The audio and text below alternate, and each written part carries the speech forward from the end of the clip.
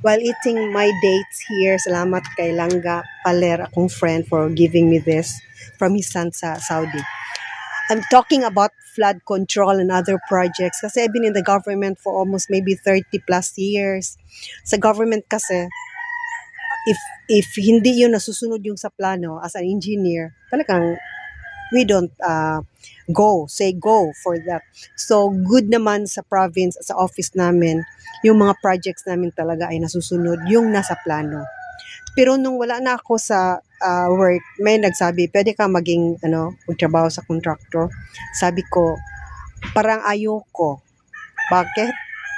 Hindi natin ma-blame yung mga contractor. Ang dami kasi nilang bigyan under the table para yung mga papel nila, yung makuha nilang project. So, substandard na. So, sabi ko, no. Sorry kasi pag nakatrabaho ko sa isang construction firm, talagang lugi yung construction firm na yun. Kasi I have to do it what's in the specification of the project. So, yun lang ang sa akin.